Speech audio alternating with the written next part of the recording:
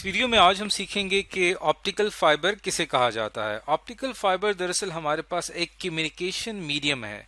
इससे पहले हमने कम्युनिकेशन मीडियम के बारे में पढ़ा था कि कम्युनिकेशन मीडियम एक ऐसा जरिया होता है जिसके जरिए हम डाटा को एक डिवाइस से दूसरे डिवाइस तक लेके जाते हैं। अब ये जो मीडियम है ये दो टाइप्स का होता है। एक जिसको हम वायरलेस कहते हैं, यानी वायर के बगैर अपने डाटा को एक जगह से दूसरी जगह पहुंचाना, और दूसरा वायर का इस्तेमाल करते हुए डाटा को एक जगह से दूसरी जगह पहुंचाना। तो ऑप्टिकल फाइबर जो है वो दरअसल इस कैटेगरी में आता है, यानी ऑप्टिकल फाइबर दरअसल हमारे पास एक वायर होती है। ये ऐसी वायर होती है जो कि डाटा को ट्रांसमिट करने के लिए इस्तेमाल होती है। अब ये जो वायर है हमारे पास ऑप्टिकल फाइबर, इसके अंदर जो टेक्नोलॉजी इस्तेमाल होती है वो ये है कि ये लाइट वेव्स का इस्तेमाल करते हुए डाटा को एक जगह से दूसरी जगह लेके जाती है।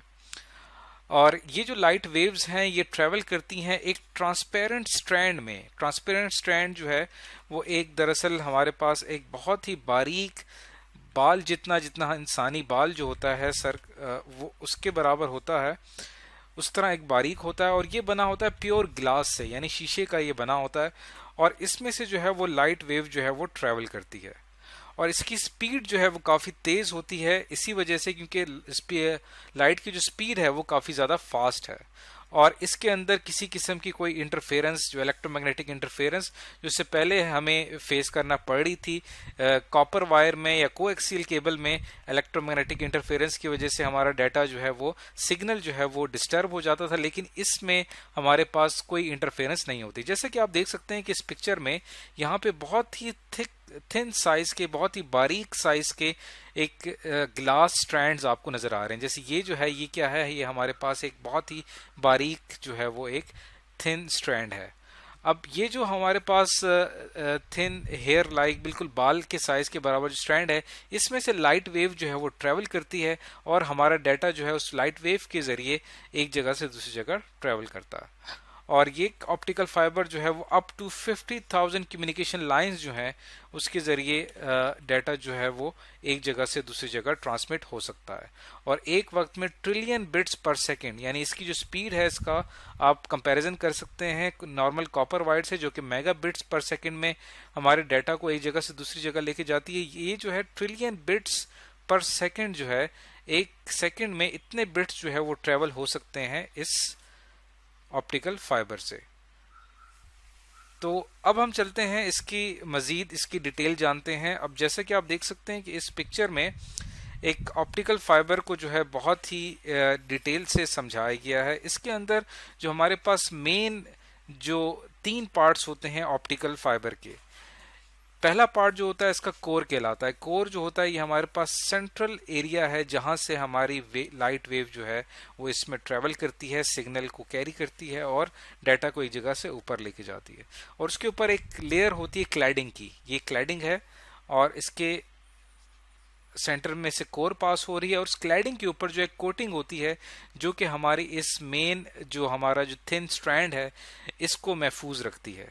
और उसके ऊपर फिर हमने मजीद प्रोटेक्शन के लिए एक और शील्ड चढ़ाई होती है जिसको हम स्ट्रेंथ मेंबर कहते हैं। और उसके ऊपर हमने एक और आउटर जैकेट उसके ऊपर हमने शील्ड की होती है, क्योंकि इस वायर ने आगे जाके वाटर में से गुजरना होता है, ज़मीन के नीचे से गुजरना होता है, इसलिए इसको बहुत ज़्यादा प्रोटेक्शन की ज़रूरत होती है। तो ये आपको याद रहे कि हमारे जो लाइट वेव है वो इस सेंट्रल कोर से पास होती है और ट्रांसमिट होती है। अब ये जो आपको ये जो एरिया यहाँ पे मैं हाईलाइट कर रहा हूँ, अगर आप कभी भी फाइबर ऑप्टिक्स को जो है अगर कट करेंगे और उसको ओपन करेंगे तो आपको इस तरह की एक फिगर नजर आएगी, इस तरह की एक पिक्चर नजर आएगी। अब इसके अंदर जो आपको एक थिन साइज बहुत ही बारीक कलर का जो आपको ये सेंट्रल वायर नजर आ रही है, दरअसल ये हमारी मेन ऑप्टिकल फाइबर है। और इस थिन वायर के जो है वो 3 पार्ट्स हैं जो कि अभी हमने डिस्कस किए हैं। ये जो बारीक से वायर है इसके 3 हिस्से हैं। इसके ऊपर वाला जो आपको कोटिंग नजर आ रही है ये इसकी कोटिंग होती है। इसके अंदर जो है बहुत ही बारीक एक ग्लास होता है और उस ग्लास के अंदर ये 2 मेन चीजें होती हैं, एक क्लैडिंग होती है और उसके अंदर सेंट्रल कोर होती है जिसमें से हमारी लाइट वेव ट्रांसमिट करती है। तो ये इसका स्ट्रक्चर जो है ये आपको पता होना चाहिए।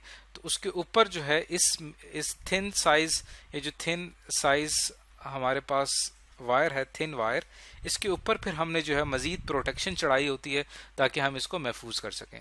तो आप देख सकते हैं कि यहाँ पे बहुत सारे जो है वो मल्टीपल थिन वायर्स हैं, ये मल्टीपल ऑप्टिकल फाइबर्स हैं, बंडल्स ऑफ ऑप्टिकल फाइबर्स हैं, और इसमें से जब लाइट ट्रांसमिट होती है तो इसको ज़रा अगर हम इमेजिन करें तो वो इस तरह से इस सेंट्रल जो हमारी कोर है उसमें से इस तरह से जो लाइट वेव्स हैं वो ट्रांसमिट होती हैं।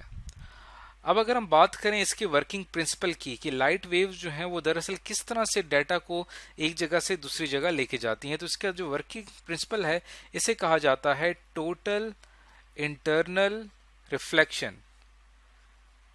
टोटल इंटरनल रिफ्लेक्शन जो है ये हमारे पास इसका बेसिक प्रिंसिपल है। अब देखें, जब भी एक लाइट वेव, अब सवाल यहाँ पे पैदा होता है कि यहाँ पे हमने लाइट वेव को क्यों चुना, लाइट वेव के जरिए हम क्यों डाटा ट्रांसमिट कर रहे हैं, उसकी क्या वजह है, और इसके अंदर जो हमने मटेरियल यूज किया है वो हम गिलास मटेरियल क्यों इस्तेमाल कर रहे हैं। अब गिलास जो है उसके अंदर ये कैपेबिलिटी होती है कि वो लाइट की जो बेसिक प्रॉपर्टीज हैं, लाइट की जो बेसिक प्रॉपर्टीज हैं, जब भी लाइट ट्रांसमिट होती है, रिफ्लेक्शन और रिफ्रैक्शन, ये कुछ बेसिक प्रॉपर्टीज हैं इसकी लाइट की।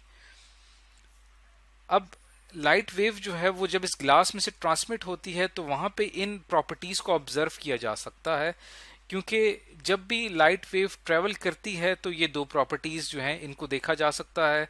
अब रिफ्लेक्शन जो है वो कब होती है कि जब लाइट ट्रेवल करती है किसी एक मीडियम में, उसके बाद वो स्ट्राइक करती है किसी दूसरे मीडियम में, तो वहां से वो दो पॉसिबिलिटीज हैं, या तो लाइट वेव मुकम्मल रिफ्लेक्ट हो जाए या फिर लाइट का कुछ हिस्सा जो है यहाँ से रिफ्रैक्ट हो जाए, यानी यहाँ से पार हो जाए, उस मीडियम में दाखिल हो जाए। अब जैसे कि आप देख सकते हैं कि ये हमारे पास सेंट्रल कोर है, ये जो सेंट्रल में आपको एरिया नजर आ रहा है हमारा कोर है, और उसके ऊपर जो आपको कोटिंग नजर आ रही है ये दरअसल हमारे पास क्लैडिंग है। अब लाइट वेव जब ट्रांसमिट होती है तो जब ये क्लैडिंग से स्ट्राइक करती है तो स्ट्राइक करने के बाद इस पॉइंट के ऊपर लाइट जो है वो मुकम्मल इंटरनली रिफ्लेक्ट हो जाती है, और फिर यहाँ पे स्ट्राइक करेगी, यहाँ से स्ट्राइक करने के बाद यहाँ से फिर वापस ये टोटल इंटरनली रिफ्लेक्ट हो जाएगी, रिफ्रैक्ट नहीं होगी, यानी लाइट जो है हमारी बाहर नहीं निकलेगी। तो इस वजह से ये जो क्लैडिंग जो है इसका जो मीडियम है, क्लैडिंग हमारे पास एक डिफरेंट मीडियम है और कोर जो है हमारे पास डिफरेंट मीडियम है, यानी लाइट जो है वो एक मीडियम से दूसरे मीडियम में दाखिल होना चाह रही है, लेकिन जैसे ही वो उस मीडियम से स्ट्राइक करती है तो टोटली इंटरनली रिफ्लेक्ट कर जाती है, जिससे हमारा सिग्नल जो है बहुत ही सेफली इस कोर में से ट्रेवल करता है और एक जगह से दूसरी जगह पहुंच जाता है। तो इस तरह से ये जो है वर्किंग प्रिंसिपल है ऑप्टिकल फाइबर का।